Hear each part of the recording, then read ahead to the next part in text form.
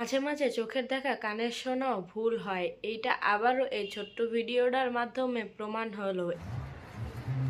হ্যাঁ, উল্টা পাল্টা ঘাটতেছে দেখা যাচ্ছে। এই কি অবস্থা? কোথায় ঢুকলাম? এই ভিডিওটা ব্যাপক ভাইরাল হয়েছিল।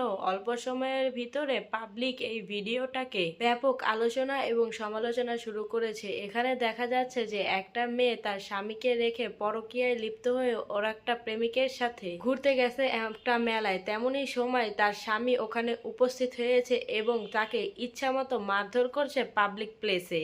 পাবলিক দুই ভাগে ভাগ হয়ে যায়। এক ভাগ বলে ঠিক আছে, পরকীয়ার শাস্তি এইভাবেও দেওয়া উচিত। আর এক দল পাবলিক বলে এইটা আবার কিরকম ধরনের আচরণ, যতই বা পরকীয়ার দোষারোপ তার মাথার উপরে আছে, কিন্তু বাসায় নিয়ে যায় শাসন করা উচিত ছিল। কিন্তু আসলে আমরা নিজেদের ভিতরে যতই লড়াই করি, আসল বিষয়টা হলো এটা। একসাথে ঢুকছে ওই মেলাতে, জামাই হচ্ছে একটা তাসিরা পাগল রে, বাসা তো অত্যাচার করে। এই পুরো ঘটনাটি ভুয়ো।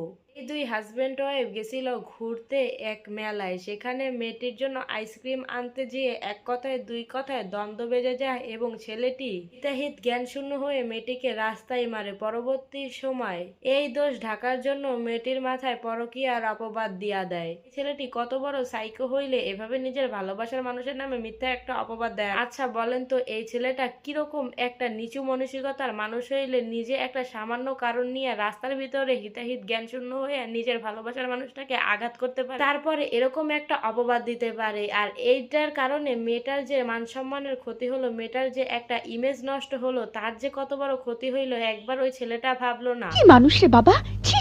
যে কিভাবে আমি আমার নিজের ভালোবাসার মানুষকে এরকম একটা অপবাদ দিয়েছি? এই আসলেই কি ভালোবাসার মানুষ হওয়ার যোগ্য? আমার তো মনে হয় এই ছেলেটা একটা সাইকো, ওরে তাড়াতাড়ি পাগলাগারোতে ভর্তি করানো উচিত।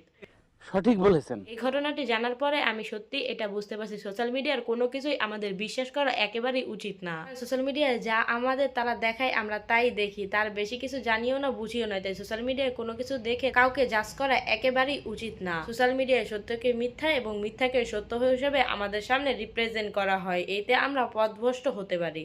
নিঃসন্দেহে তুই ঠিক কথা বলেছিস।